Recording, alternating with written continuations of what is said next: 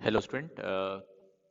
Class twelfth में हम लोगों ने लास्ट क्लास में जो है वो बेस थ्योरम से रिलेटेड जो हमारा एक्सरसाइज था और थ्योरम ऑफ टोटल प्रोबेबिलिटी से रिलेटेड जो हमारा एक्सरसाइज था उसको हमने कंप्लीट कर लिया था, है ना।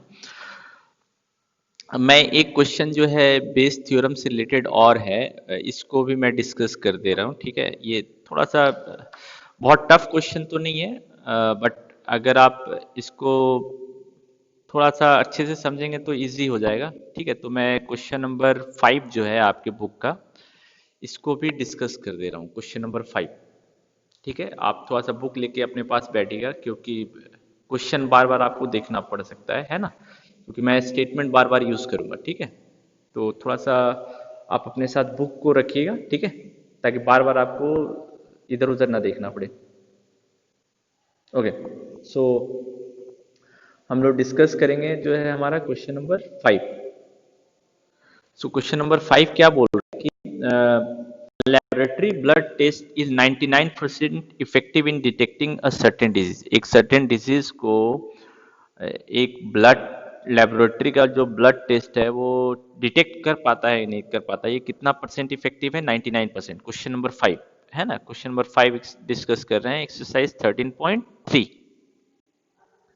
सो certain when it is in fact present, जब वो प्रेजेंट है तो वो डिटेक्ट कर पा रहा है कि नहीं कर पा रहा है एक ब्लड टेस्ट, तो ये कितना परसेंटेज इफेक्टिव है? 99%, ठीक है।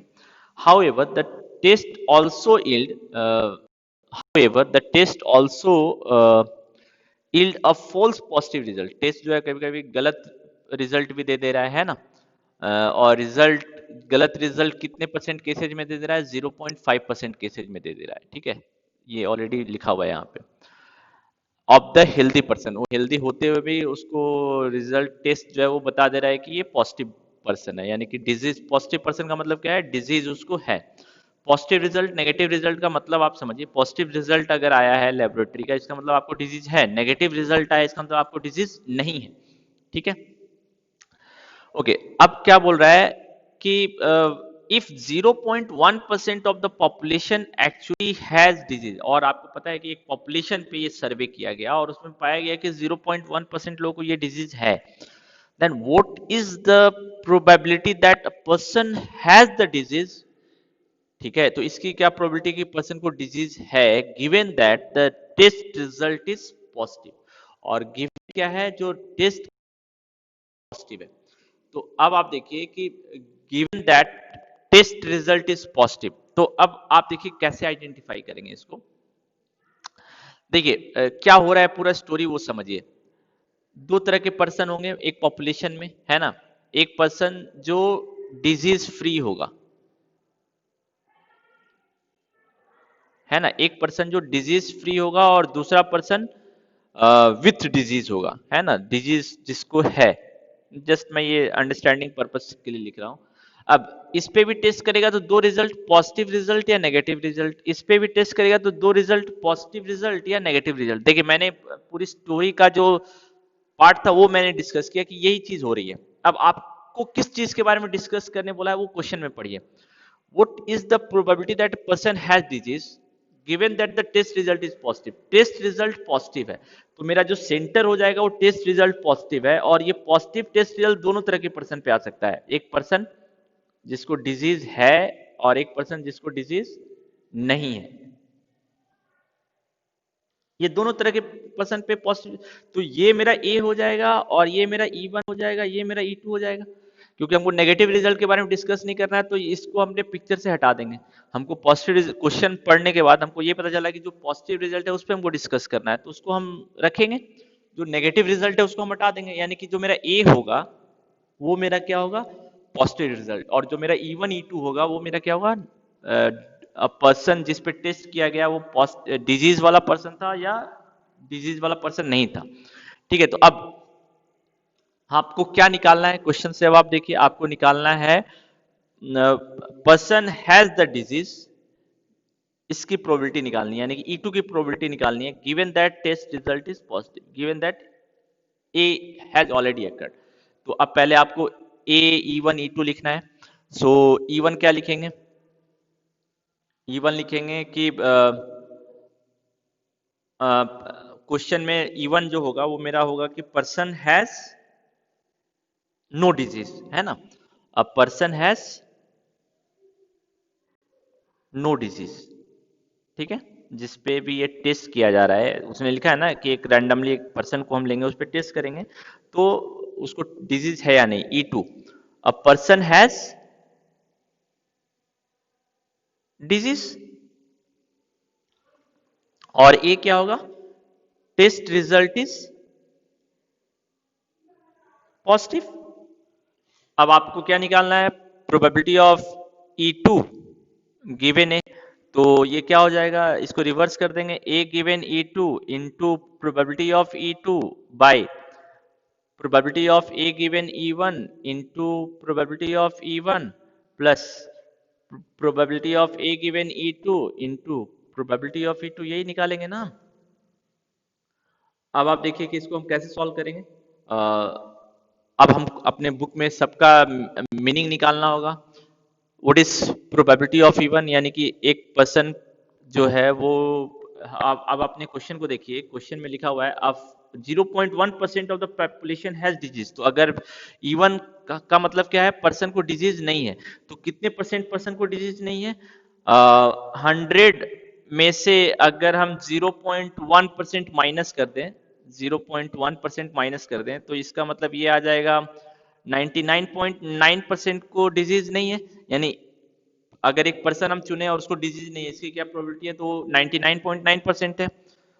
प्रोबेबिलिटी ऑफ E2 क्या हो जाएगा, 0.1%, है ना, ठीक है। सो सिंपल है।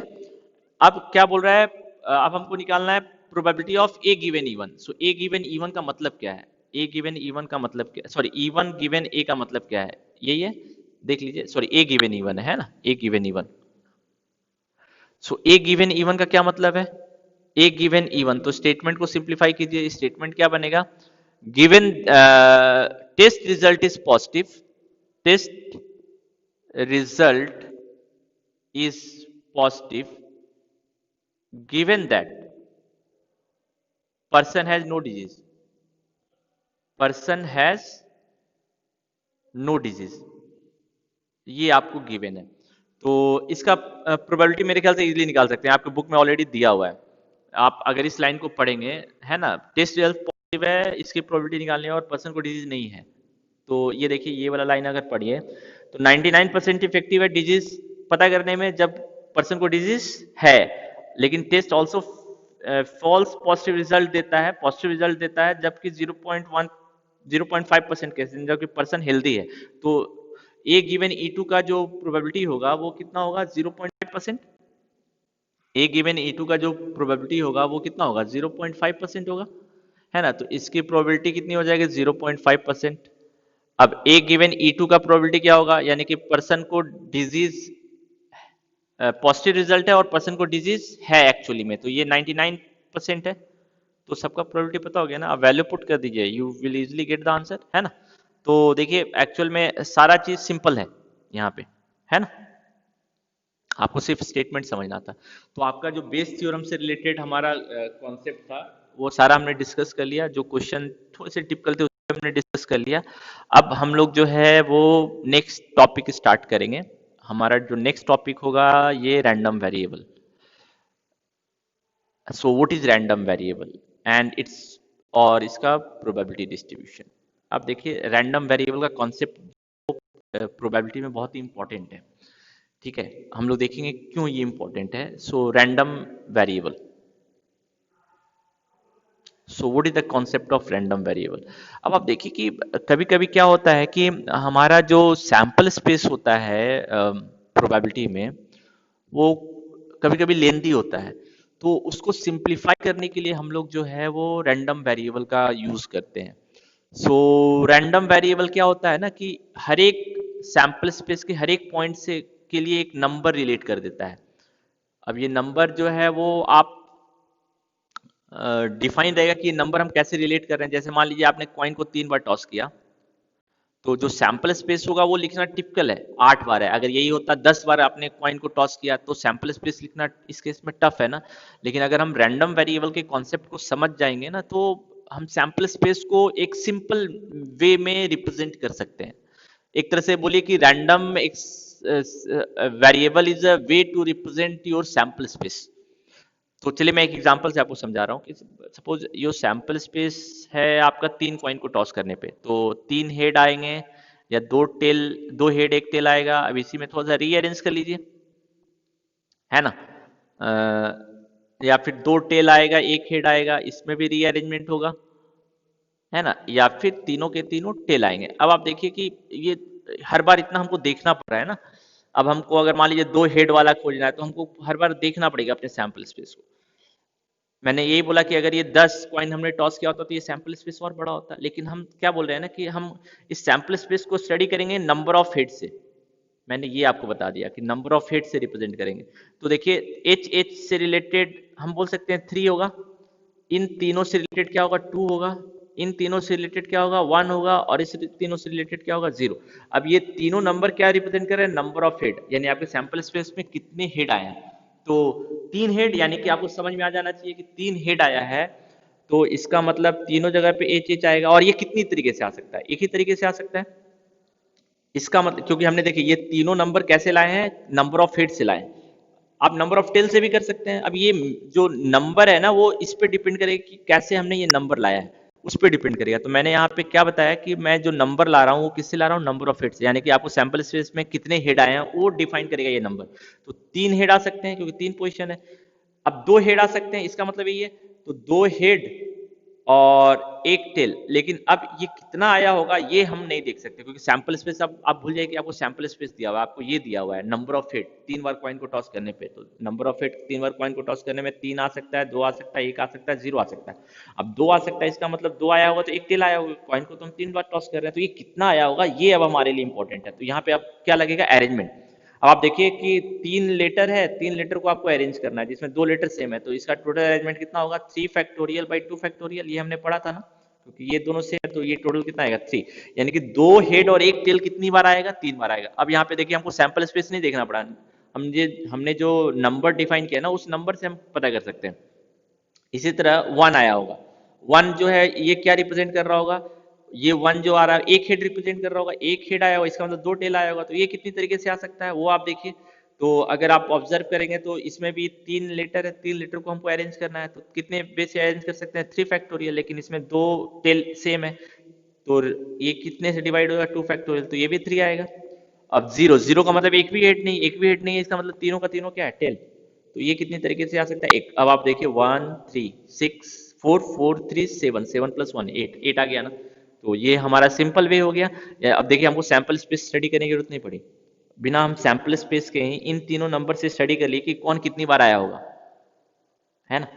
सो ये एक मेथड है। तो चलिए हम लोग पहले डिफाइन करते हैं what is this random variable. तो रैंडम वेरिएबल का मैंने आपको आइडिया दे दिया है। रैंडम वेरिएबल क्या करता है, सैंपल स्पेस के हर एक पॉइंट से, हर एक पॉइंट है ना, ये एक पॉइंट है, इसको एक नंबर से रिलेट कर दे रहा है, इसको एक नंबर से रिलेट कर रहा है, इसको भी एक नंबर से रिलेट कर रहा है, इसको भी एक नंबर से रिलेट कर रहा है।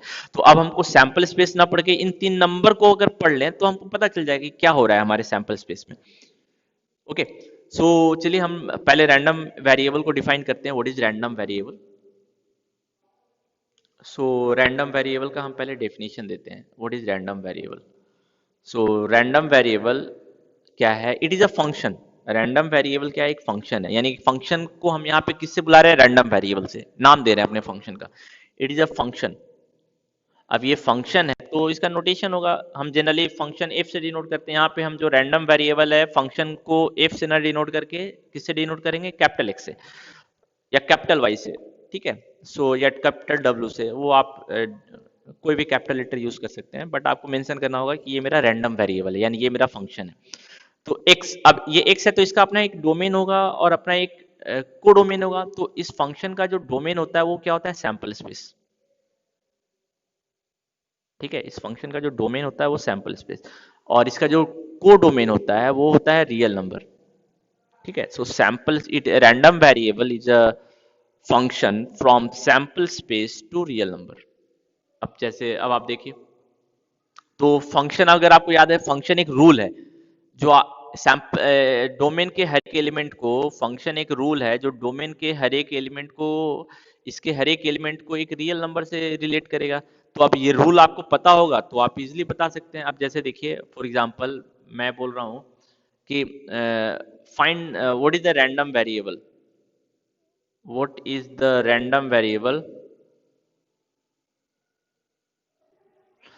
चलिए हम लोग से ले लेते हैं, ठीक है, तो आसान होगा।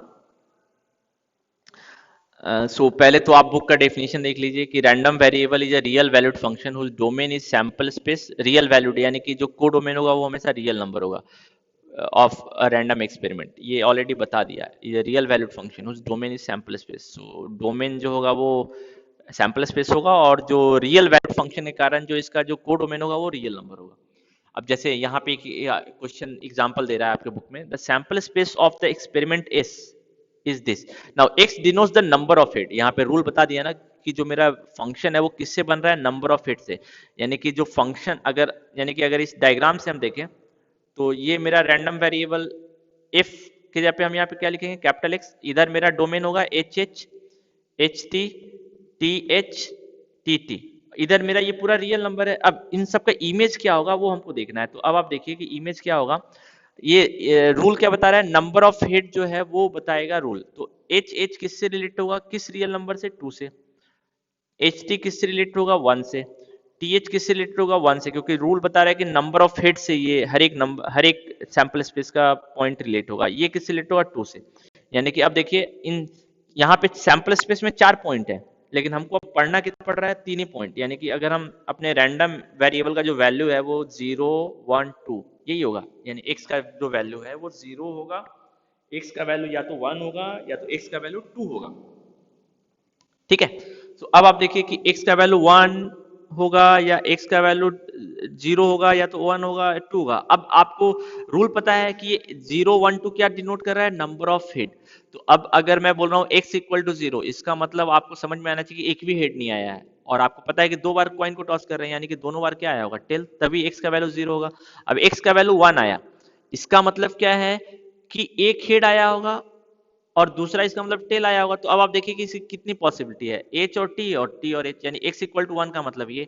अब आप देखिए कि हम सैंपल स्पेस को नहीं देख रहे हैं, हम अब रैंडम वेरिएबल से पहचान है कि सैंपल स्पेस में क्या क्या होगा।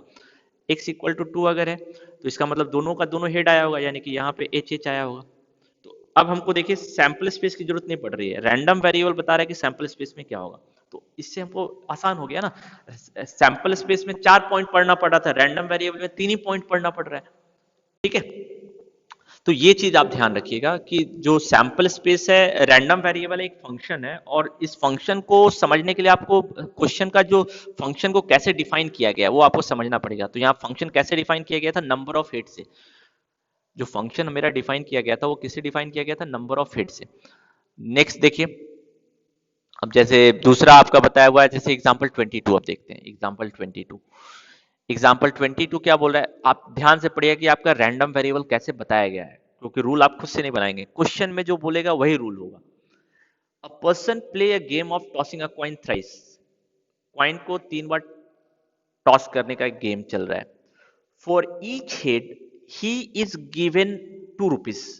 2 रुपया मिल रहा है हर एक हेड आने पे by the organizer of the game, and for each tail he has to give 1.5 rupees to the organizer, ठीक है। यानी कि उसको नुकसान होगा 1.5 रुपए का और 2 रुपए का फायदा होगा अगर उसको हेड आएगा तो। Now x denotes the amount gained और लॉस्ट बाय द पर्सन। अब यहाँ रैंडम वेरिएबल का जो वैल्यू है वो क्या होगा, अमाउंट, कितना पाया या कितना खोया, वो अमाउंट ही एक्स का वैल्यू डिनोट करेगा। यानी कि जो रैंडम वेरिएबल का वैल्यू है उसने कितना पैसा मिला या कितना पैसा उसने लॉस किया, यही एक्स का वैल्यू होगा। तो डिफाइन हो गया ना मेरा रैंडम वेरिएबल। नाउ सो यहाँ पे फंक्शन इसने डिफाइन किया, अब हमको दिखाना है कि इसका वैल्यू क्या होगा x, and so that x is a random variable. अब यहाँ पे इसने नहीं बोला था एक्स रैंडम वेरिएबल, आपको बताना है कि एक्स रैंडम वेरिएबल है। एक्स अगर रैंडम वेरिएबल हमको दिखाना होगा कि ये फंक्शन है ना, and exhibit it is a function on the sample space of the experiment. तो फंक्शन का डेफिनेशन क्या होता है, हर एक एलिमेंट का एक इमेज होगा, है ना, और डोमेन के हर एक एलिमेंट का इमेज होगा। यही होता है ना, डोमेन के हर एक एलिमेंट का इमेज होता है, हर एक एलिमेंट का इमेज होगा और एक का एक ही इमेज होगा, एक का 2 इमेज नहीं होगा। तो पहले तो हम एक्स का वैल्यू दिखाते हैं। तो अब आप देखिए कि x का वैल्यू क्या क्या होगा। तो पॉसिबिलिटी क्या है, तीनों का तीनों हेड आ सकता है। अगर तीन हेड आएंगे तो x का वैल्यू क्या होगा, तीन हेड आएंगे तो बोल रहा है कि उसको 2 रुपया हर एक हेड के लिए मिलेगा, तो x का वैल्यू 6 होगा।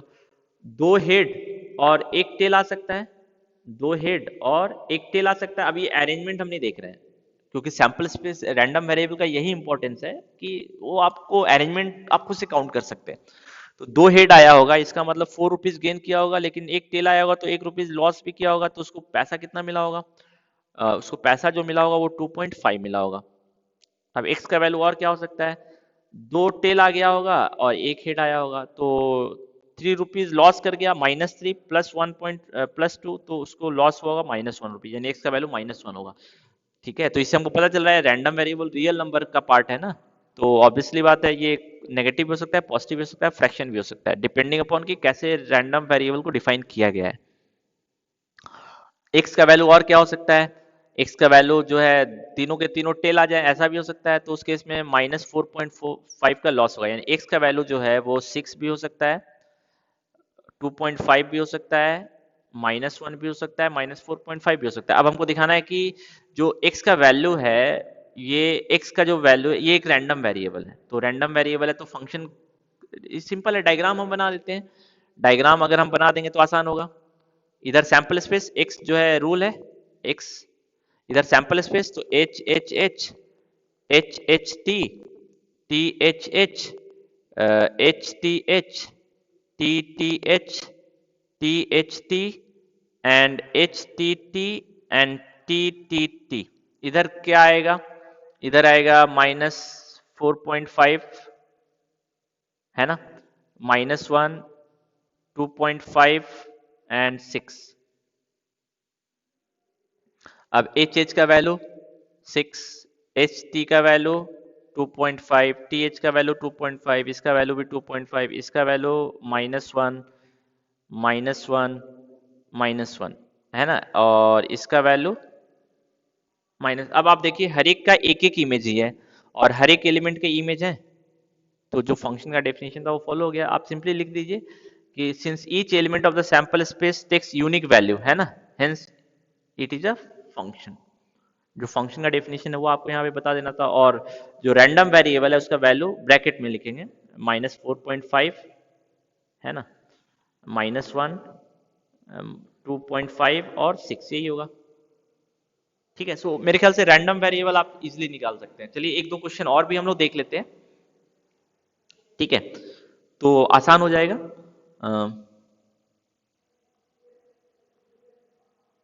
अब जैसे चलिए हम लोग एक्सरसाइज में देखते हैं कुछ कुछ क्वेश्चन। एग्जाम्पल आप पढ़ लीजिएगा, एग्जाम्पल इंपॉर्टेंट है, ठीक है। एक्सरसाइज में हम लोग देखते हैं कुछ कुछ क्वेश्चन।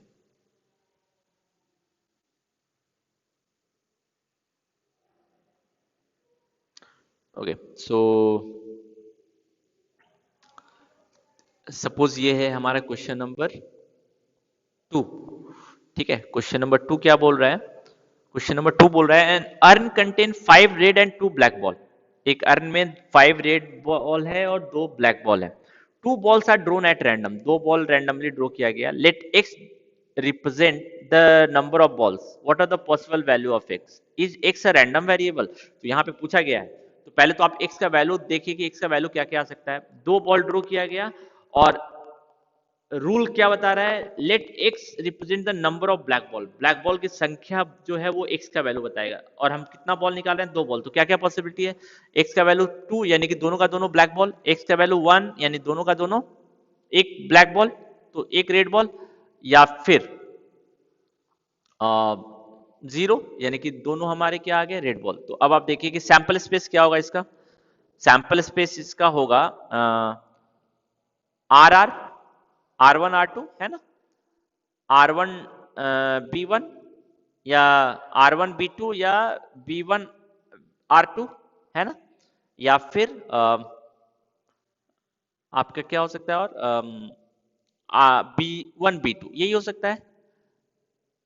इधर वैल्यू क्या आया 0 1 2। अब आप देखिए कि जो फंक्शन का डेफिनेशन है वो फॉलो कर रहा है या नहीं कर रहा है। इसका वैल्यू 0, इसका वैल्यू 1, इसका वैल्यू भी 1, इसका वैल्यू 2, ब्लैक बॉल की संख्या डिनोट कर रहा था।